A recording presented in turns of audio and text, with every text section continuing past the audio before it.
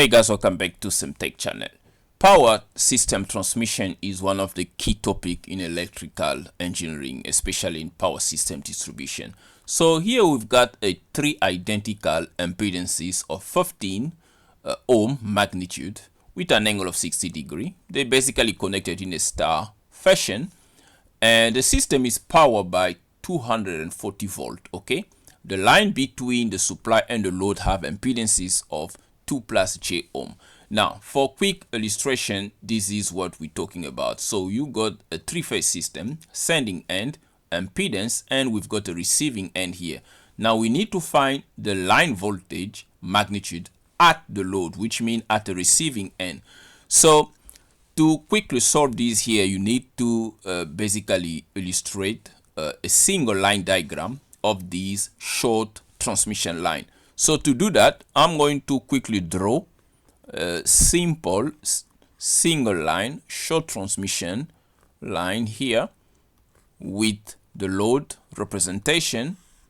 Okay, and here the sending end voltage V send is 240 with an angle of 0 degree. This is IS, the sending end current. And over here, we've got the line impedances, ZL, and that is given as 2 plus J, something like that, okay? And here, we've got the impedance at the load, which is said to be identical, which means the system is a balanced system. Now, since this is a balanced system, that means all three impedances are identical. That means you've got three houses or three industrial area that are connected with all of them having equal loads. Okay, just imagine something like that. Okay, so how are we going to approach this situation? So this is Z of the load. Now the way to approach this is to look at it from the perspective of this current here. So we've got a source here. This is a substation. And here we've got the load, residential area. Now this current must travel through the transmission line to the load and back to the source. Okay, now how are you going to determine this voltage here while you only been given the voltage at the sending end and some line impedance? It's very simple. You first need to find the total impedance that this current is going to travel through. Okay, that's very simple. So you're going to say Z total here, ZT, is basically going to be 2 plus J plus this Z load, basically this impedance here. Now 2 plus J, you need to compute that in polar form because it is given to us in rectangular form. So that will be 2 plus J, okay, or I. So that's 2,24 with an angle of 26.56. So you're going to have 2,24 with an angle of 26.56. Okay. Plus this impedance here, basically 15 with an angle of 60 degree. Now, if you compute this, let's do that quickly here. So we're just going to say plus 15 with an angle of 60 here, and that's basically gonna be 16,91 with an angle of 55.82. So it's 16,91 with an angle of 55.82 degree ohm. So this is a total impedance of this entire system, which the current is going to see as it's traveling through the network. So what we're going to do is to now use the total impedance here to find the current. Okay, now we know that according to Ohm law, V is I times Z. Okay, Z being this impedance here, that means I S is basically V divided by Z. As simple as that. But now this voltage here must be the per phase because we're working with a single line diagram with phase parameters. So which means if V line is 240, V phase is going to be 240 divided by the square root of 3, and that is going to be 138.56 volt. Okay, something like that. So which means we're going to replace it here, 56, and the impedance, the magnitude 1691 55.82 degree. Okay, so this is going to be the value of the current. Let's compute that quickly here.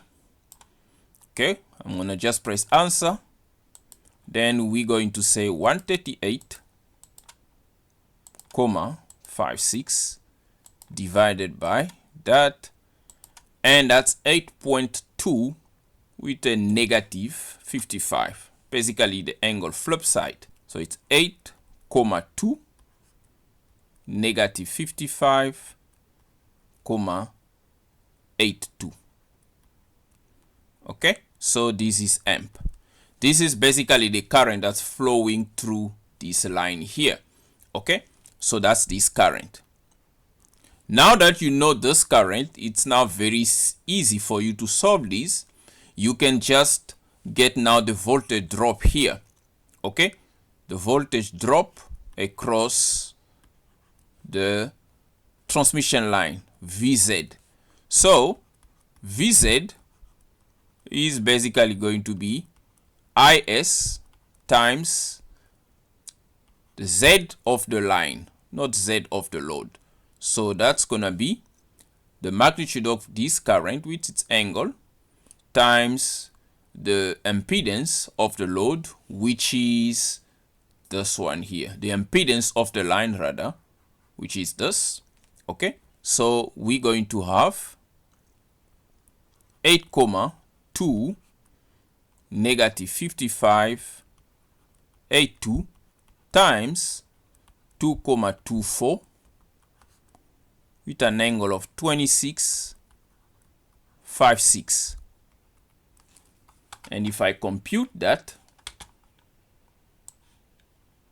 it's going to be, I'll just multiply times 2.24 with an angle of 26.56.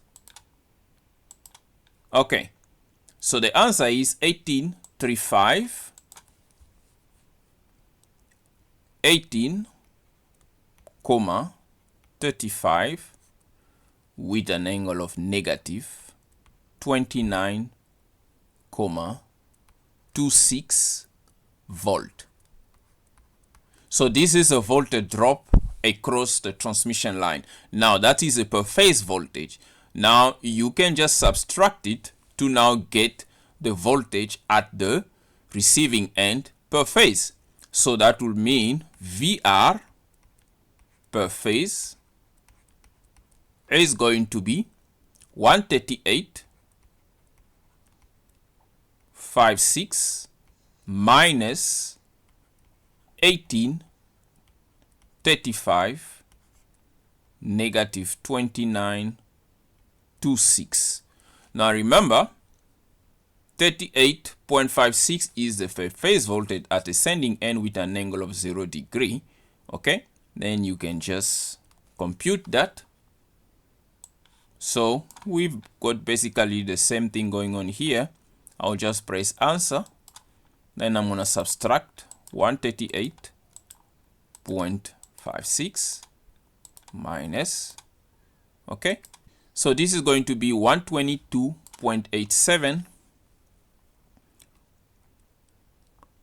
122.87